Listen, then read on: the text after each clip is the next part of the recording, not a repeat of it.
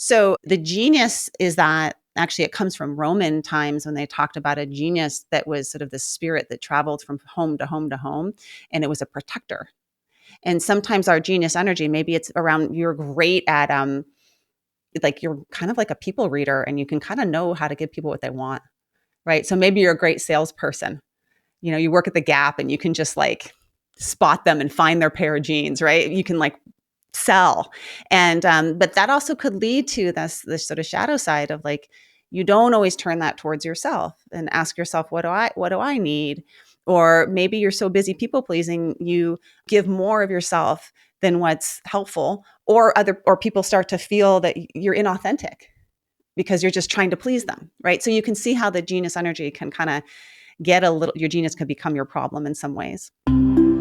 Hope you enjoy a preview of this full episode published exclusively as a bonus for our incredible online Neuro Nerd community. This group is the backbone that keeps this podcast thriving, and you can find out more at therapistuncensored.com/join. Hey, you guys. While we know relationships are wonderful, they are also really hard. Many of us believe that they shouldn't be, that if we have good connection and good communication, things will just go smoothly. But it's really that belief that can make us feel stubborn and even more hopeless. So relationships take work. It does for Sue and I. We can make it look easy. It's not. And one of the ways is because many of us, we differ. We differ in what activates us, what makes us feel threat, the expectation, and it's these differences that are held in our body, not our thoughts. And they influence how we talk, how we love, how we fight. So holding that belief, if he or she or they could just understand me, if they love me, they do something different, is not really true. And we're talking about relationships with your partner, your teenager, your mother-in-law. So Sue and I have created an online course that can help you understand yourself and those you love in a different way. This is not just for therapists, it's for everyone. Although the good news is if you're a therapist, you can get CEs along the way, and all of you can use the visuals and the worksheets individually, or you can even use them in your own private practice. So while the course is based on our book, Secure Relating, Holding Your Own in an Insecure World, it is definitely not a replication of the book. We talk directly to you. You learn how to understand more deeply your attachment, those you love, the neuroscience behind it, and how to build secure types of connections right now in your everyday relationships. Rather than changing one another, y'all can shift together in very important ways. It's very powerful. We're getting great reviews. Check it out. It's at therapistuncensored.com/BAS. therapistuncensored.com/BAS. The BAS stands for Beyond Attachment Styles, the Science of Growing Secure Adult Relationships. And by the way, the cost of the course is about the amount of one individual therapy session, and yet you get hours and hours and hours of what we think is extremely valuable information. So check it out. Hey, everyone. Welcome back to Therapist Uncensored. I have Diana Hill. Many of you may have already heard an episode on the power of acceptance and commitment, and you really dove into what ACT therapy was, how to integrate it into your life or your practice. For those of you that didn't hear, it's episode 252. Fantastic. Check it out. But I'm so glad to have you back on because at the end of that episode, we started talking about the idea of energy. And that was really where your energy is right now, the concept of how we use our energy for good or for self-sabotage. And I said, let's come back on. So that's what we're doing. So I'm really appreciate that you're willing to do that. Yeah, I'm so glad to be here. And yeah, we use it for good. We use it for self-sabotage. We disperse it in lots of directions. We put it on other people. We like project our energy on other people. We need to peel it off then and get it back into ourselves. And this wise use of energy or wise effort is really where my focus has evolved in my therapy work, but also my personal life and beyond. Yeah. Well, it's the title of your podcast, right? The Wise Effort. Yeah. Wise Effort Show. Yeah. So 2 things. Introduce yourself for those that didn't get to hear that episode, just so that people have a concept of who you are, where you come from. And then I really, if you would, just spontaneously dive into what you mean by wise effort. or wise energy? It's hard to introduce yourself because it's like, what box do you put yourself in, you know? And I actually think there's no one box that really defines who I am. Depends on context and who I'm talking to.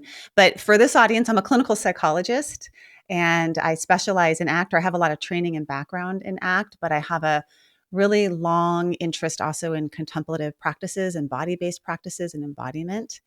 I also am really connected to nature and see a lot of healing and sort of the wisdom of nature teaching me about our interconnection and about loss and about growth and all sorts of things. So I'm a gardener and a beekeeper and have chickens and love oak trees. So that's a little something about me. That's what's so much more interesting than us introducing you, because I wouldn't know about the various things, especially like the bees. Like there's a lot of energy involved in beekeeping, isn't there? Like, Oh, yeah. I mean, there's so much that we can learn from bees. One is that we have these hives that we go and actually we rescue bees. We see ourselves as bee guardians, not beekeepers. And that someone like, like an automotive shop will have a swarm of bees that'll land on their fence. And we go down and we knock that swarm off before the pest control can get there and put it in a box and we bring it back home to our hive. And when you have a hive, you give it one name, even though there's like 50,000 bees in it, it just has one name. It's like one organism, even though there's all these different parts and components of it, right? And we can think about that ourselves as humans, right? We could see ourselves as a whole, or in our family, we could see ourselves, our whole family body. And then we have the individual parts that go off and do their thing. They do their work for the day. My partner's off doing something right now. My two kids are off doing their thing and I'm doing my thing.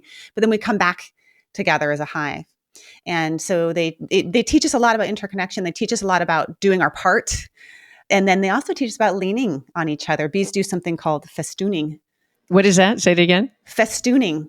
If you open up the hive, you'll see them linking their little legs and making like a little bee chain to reach hard to reach places, right? They teach us about like how we have to connect to each other in order to do the work that we need to do to build the thing that we need to build, whatever that is. So I just love our bees. And I also love that most of them are girls. There's only a few drones and they're kind of useless. So they're all really working together. They're all working together in this really collaborative way. And there's the drone. It balances like out your my husband household. out there. Yeah, of all men, my all boy household. I'm like, yeah, but we have 50,000 girls, so we're good. Oh, that's hysterical. Yeah. So the whole concept of energy, in fact, I think when we recorded before, it was right before the election, and now here we are post-election, and boy, figuring out how we function as a collective unit has not been the easiest thing. And don't need to jump into the politics, just made me think of how much we need to link our arms together and find a hive, helping our situation work together. And I think there's probably no better, direction than go to really be more aware of our own energy, what we give off, how we do it, how we sabotage it, how we're manipulated with it, So I'm excited to have you on to hear more about your thoughts about. So let's jump into the idea about the wise effort and the energy work that you're interested in right now. Yeah, well, wise effort and community is a thing. We're now looking at community resilience as probably even more important than individual resilience.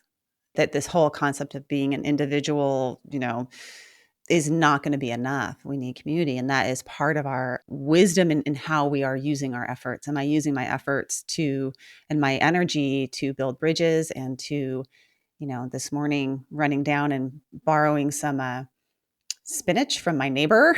Do I know my neighbor good enough, well enough that I can like say, hey, I'm out of spinach and I'm trying to make this thing that needs spinach.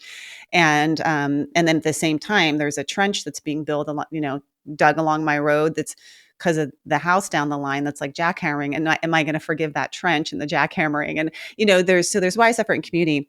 And the concept of wise effort actually comes from the Eightfold Path of Buddhism. It's one of the steps along the Eightfold Path. And in Buddhism, there's sort of the Four Noble, all these numbers. So there's the Four Noble Truths. And the Four Noble Truths are things like life is uncomfortable, unsatisfactory. There's a cause to our discomfort. There's a way out. of the suffering. Even though we may experience pain, we don't have to suffer in our pain. We know that in relationship, like we can have a painful moment together, but we can also not add to the painful moment, add to the suffering through our resistance or our shutting down or our stonewalling or all the things that we may do, right? And then the last part of that, the fourth noble truth, is that the way out is through this path, these eightfold path. And one of the things on that eightfold path is wise effort. So it includes things like wise speech, wise livelihood, wise action, wise concentration, and wise effort. And wise effort is what you're doing with your energy in this moment. How are you using your life force? And are you using your life force in a way that's aligned with your values, or are you off track? And we can apply that to all sorts of things. We can apply that to our communities, our relationships, our bodies. How am I using my life force and my energy in relationship to my health and my body and taking care of my well-being in a way that it's regenerative, in a way that if I take care of my own life force and I put it in the right amounts, in the right ways, and the ways that are aligned with my values, it will be an offering, but it's also regenerative back. It's sort of like solar power. It regenerates itself. It's not depleting when you're engaging in wise effort. That's something that I'm super interested in because personally, I've done a lot of unwise effort in my life. And then I also have clients that are coming in that feel like they're spinning their wheels. A really common experience that I hear from people is, I'm just doing more and more and more and working harder and harder and harder. And I chronically feel like I'm not doing enough. Thanks for listening to this preview of bonus content. If you would like to continue with the episode or to support free worldwide access to important material like this, you can join our online community for as little as $5 a month at therapistuncensored.com/join. Thanks.